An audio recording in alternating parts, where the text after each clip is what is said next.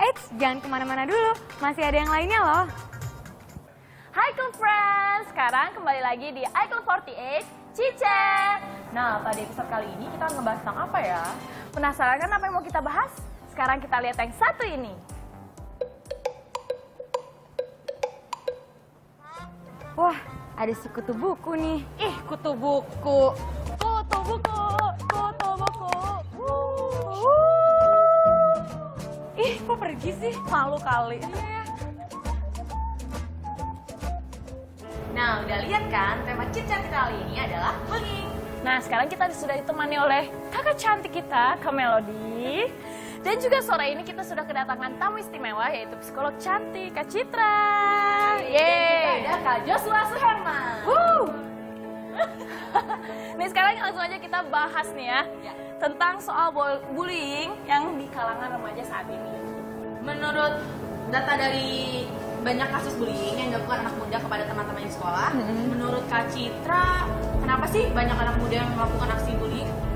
Kebanyakan sih karena ada skema kognitif yang salah ya, di mana dianggap bullying itu sebagai sesuatu yang wajar, dianggap tradisi. Oh biasa nih dari tahun ke tahun seniornya bully adik kelasnya, akhirnya dilakukan berulang, dianggap biasa. Terus yang kedua adalah itu dilakukan bersama-sama ya secara kolektif, jadi kurang rasa tanggung jawabnya. Loh mereka semua gitu kok, masa aku doang yang salah? Ada perasaan seperti itu.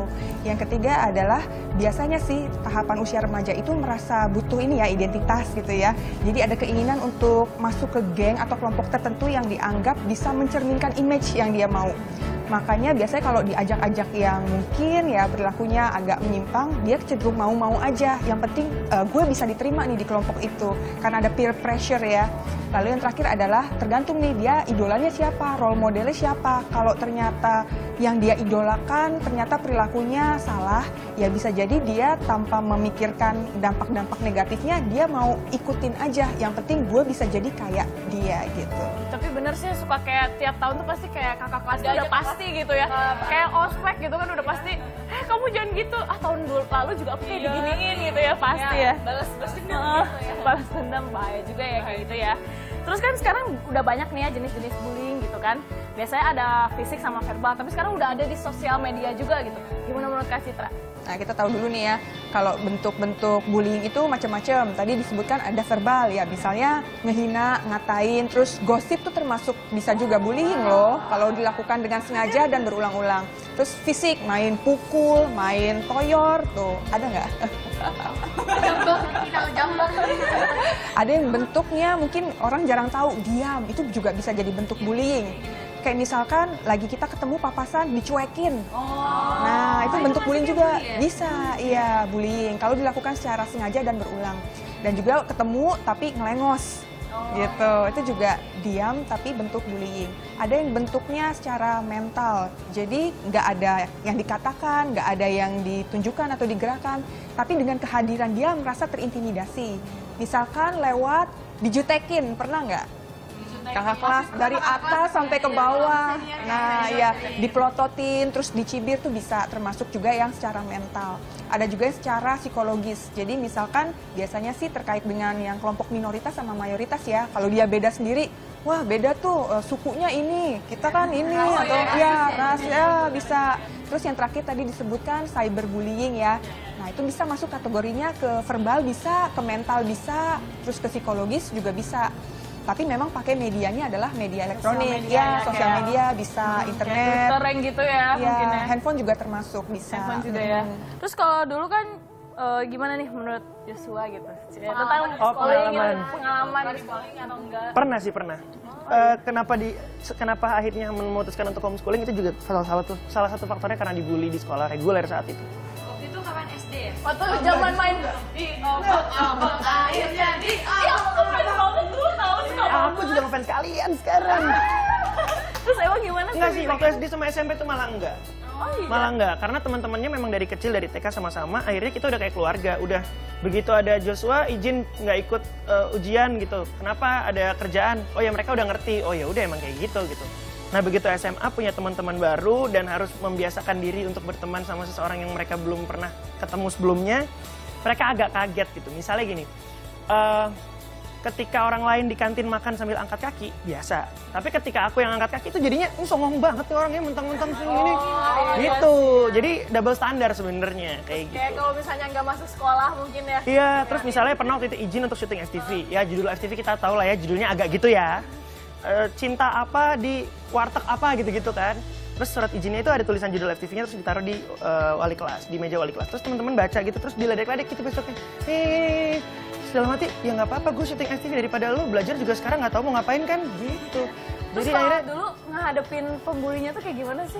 ya nggak bisa, kita nggak bisa ngelawan sih karena memang secara kuantitas jauh. Aku cuma sendirian, nggak ada yang belain. Sampai ada di titik dimana mau masuk sekolah tuh rasanya, ngapain sih gue sekolah, orang tahu sampai sekolah juga nggak bakal belajar, cuma buat dibully doang gitu. Guru-guru juga akhirnya ikut kayak gitu. Pernah ditanya, siapa yang bisa jawab soal ini, terus aku angkat tangan, terus salah, terus sekelas, kayak gitu. Wah udah bete banget. Udahlah akhirnya dari pihak sekolah nggak ada yang bisa membantu. Mungkin emang sistem ini nggak cocok dengan aku, sistem sekolah, ya aku mundur, akhirnya memutuskan untuk homeschooling, gitu. Ada juga nih cerita nih Kak Citra, jadi kayak idola masa kini nih kayak Tulus gitu katanya. Aku sih baca-baca apa ya di artikel kayak gitu kan, searching. Dia juga dulunya korban bullying gitu, jadi katanya karena postur tubuhnya yang besar, dia tuh diajakin, tapi malah sekarang ini dia apa sih terinspirasi dari bullying dia, dia menciptakan sebuah single dengan judul Gajah yang sekarang tuh benar-benar dia. Kau temanku, kau doakan aku, punya otak cerdas, aku harus tahu. Makanya berarti itu salah satu semangat dia gitu ya, motivasi dia biar dia bisa nunjukin sama orang-orang yang udah ngebully dia bahwa dengan kekurangan gue bisa loh lebih lebih hebat gitu Bisa dari berkarya ya. Blessing in disguise lah ya. Iya, Iya tapi benar sih kayak ternyata nggak cuma di Indonesia aja, di luar negeri pun, bahkan di Amerika Serikat sekalipun bullying itu terjadi sama banyak orang, dan nggak jarang juga akhirnya orang itu comeback dengan cara yang positif dari bulian itu gitu. dia banyak kayak apa sih Taylor Swift Ya, Taylor gitu Swift kan. juga. Si Jacob Black itu siapa? Si Taylor Lautner itu juga. Iya. Gitu.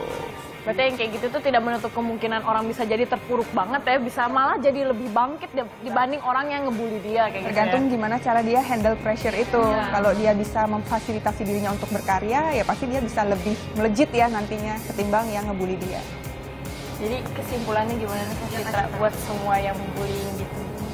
Kalau orang yang ngebully itu biasanya ada motif-motif terpendamnya ya. Ada yang dia sebagai bentuk kompensasi perasaan insecure-nya dia. Ada yang untuk menutupi kelemahannya dia. Ada yang merasa tidak cukup disayangi, jadi dia cari perhatian dengan cara seperti itu. Nah, kalau merasa kalian punya masalah itu, coba deh cari cara gimana bisa mengatasi itu tanpa harus mencari penyaluran ke orang-orang yang tidak bersalah gitu. Gunakan energi yang dipunyai untuk berkarya ketimbang kita merampas perhatian yang dipunyai orang lain. Kayak Joshua kan artis cilik dulu ya, sangat terkenal dan sekarang masih berkembang sampai dewasa. Kalau merasa spotlight-nya kalian dicuri, ya cobalah kalian memperbaiki kekurangan kalian supaya Bikin nanti spotlight sendiri ya, gitu ya. bikin spotlight sendiri supaya nanti bisa sebersinar Joshua. Nah, kalau misalkan kalian merasa kalian tidak cukup dicintai, ya cobalah untuk berbuat baik. Kalau kalian ngebully orang, gimana orang mau suka gitu kan ya. Intinya sih ngebully itu nggak keren, itu sih yang harus ditanamkan. Karena banyak orang ngerasa ngebully itu keren gitu, padahal ya nggak keren sama sekali sih. Iya, nggak ada keren-kerennya sih, cemen sih. Banyak banget ya pengetahuan tentang bullying kita hari ini ya. Semoga bisa membantu orang-orang juga mungkin yang sedang mencari jati dirinya. jangan jadi pembuli berarti Iya. banyak karya yang lain yang positif yang bisa kita lakuin. Iya, jadi kita mau mengucapkan terima kasih nih kepada Kak Citra dan Kak Joshua. Terima kasih. Terima kasih. Dan juga sekian Cicet hari ini. Terima kasih dan sampai jumpa. Gimana episode hari ini, seru nggak? Nah, sebelum menutup episode kali ini, kita punya sesuatu yang baru nih, girlfriend. Jadi, kalau kamu atau sahabat kamu punya sebuah mimpi, kalian bisa share nih ke email kita di iCloud48@netmedia.co.id. Karena semua berawal dari mimpi. Jadi, terima kasih banyak yang udah nonton ya. Jangan lupa untuk nonton terus iCloud48 Season 2. Sampai jumpa. Dadah. Naomi, gimana sih?